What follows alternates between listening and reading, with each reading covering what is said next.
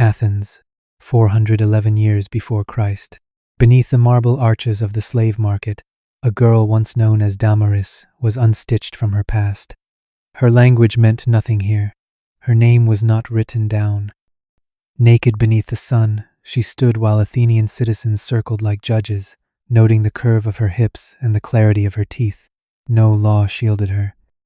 No voice called her back.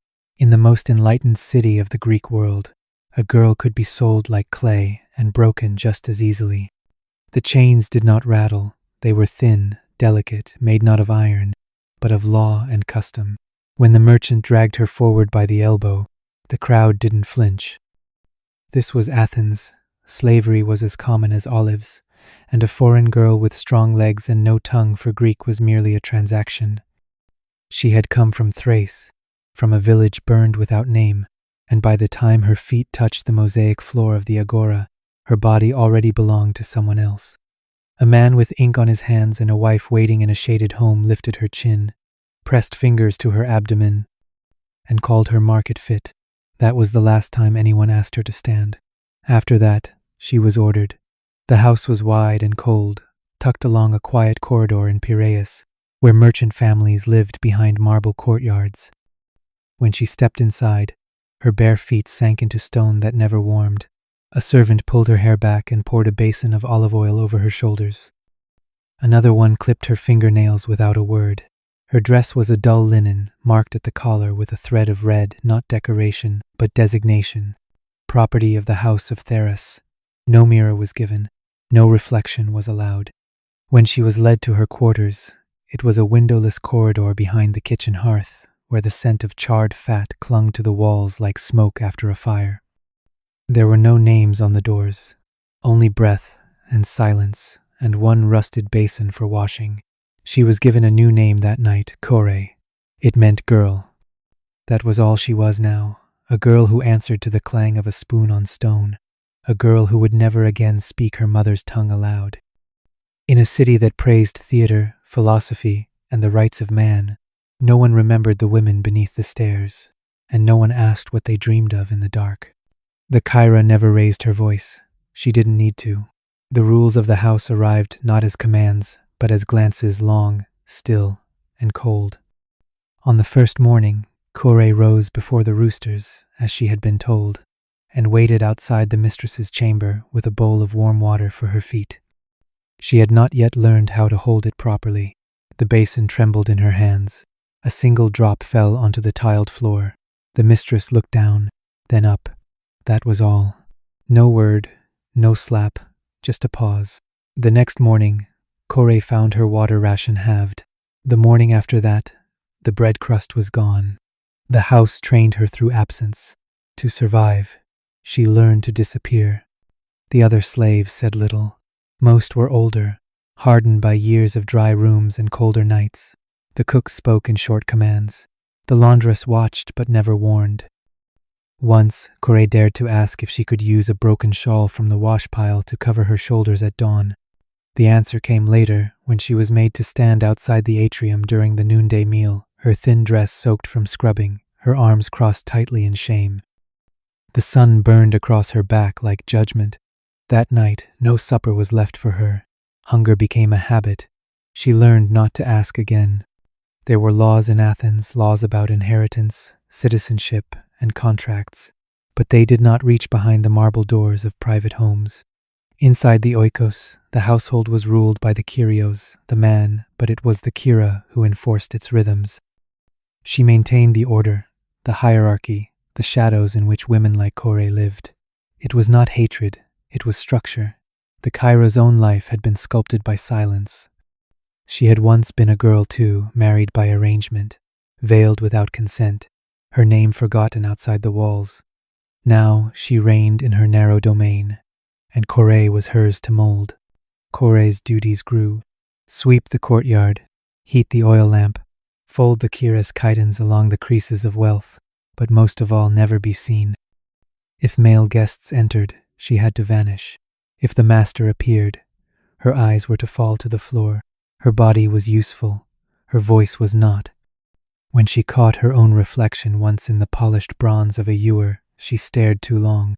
That evening, her place by the hearth was gone. She slept in the laundry room, curled against damp cloth, her breath fogging the walls. By the end of that week, she had stopped humming to herself. The songs of her childhood, once carried in whispers, faded into the stone, not because she was forbidden, but because no one remembered to listen. The andron was the only room in the house Kore had never entered. Its threshold was sacred to men, a space of wine, debate, and laughter thick with smoke. Women like the Kyra were forbidden. Enslaved girls were summoned only when needed, and only as shadows. That night, the master held a symposium. Low-string music pulsed from behind the columns, and the scent of roasted lamb mixed with incense drifted through the courtyard. Kore had just finished folding linens when the steward snapped his fingers and pointed. She was to serve. No training, no warning. Just a nod toward the oil lamp and a tray of diluted wine. Her feet hesitated at the polished stone, but hesitation was not allowed. She stepped forward, and the air changed. Laughter echoed, but eyes turned silent. The andron was dimly lit, its low couches ringed in a half-moon, with men draped in woven chitons, gold clasps glittering at their shoulders. Beards oiled, sandals off, they reclined like lions. The master did not introduce her. He simply motioned. She moved from guest to guest, arms extended, pouring slowly. Her hands shook. One man reached to steady her wrist. Another brushed his fingers across her lower back as she passed. No one stopped them. This was the custom. In Athens, women of status remained indoors, veiled, unseen, but enslaved women had no such protection. They were present where respectable wives could not be. In the andron, they were objects of comfort, not just for service, but for gaze. Kore was forbidden to speak, so she learned to listen. The men spoke of Sparta, of coin, of war and betrayal. They toasted to Athenian glory with wine dribbling down their chins. No one asked her name. She didn't offer it. Each time she poured, she became smaller, not in body, but in being. Her silence was not empty. It was ritual. By midnight, the heat of the torches burned low and the music slowed. The men reclined deeper into their silks. One man, older, with a cracked voice and heavy bracelets, called her over with a whisper. She did not look at the master for permission. She went. The man took her chin between two fingers, studying her like marble. "From the north?" he asked aloud. More to the room than to her. Strong teeth. The men laughed. Her tray slipped. The wine spilled across his sandals. The laughter stopped. A slap was not necessary. The steward came. Her hand was grabbed, and she was led out into the night. Not a word was spoken. Not an ounce of anger, either. Just a closing of the door behind her. Kore stood alone in the outer corridor, her breath still caught in her throat. She stared at her empty hands, and somewhere beyond the garden wall, the owls cried, and the night did not answer. The physician arrived at dawn, before the sun had fully risen. He wore no robe of healing, only a short chiton stained with travel and sweat. Beside him walked the oikonomos, the household steward carrying a tablet and stylus, ready to record. Word had spread that illness crept among the lower quarters.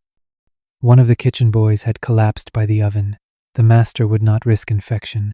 Slaves were property, and property must be examined like livestock. Kore was pulled from the laundry room still half-dressed, her hands smelling of ash and soap.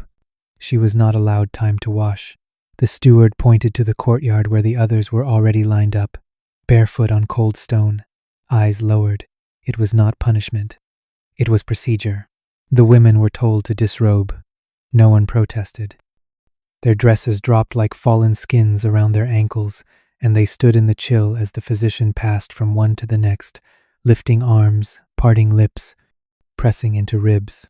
When he reached Kore, he did not greet her.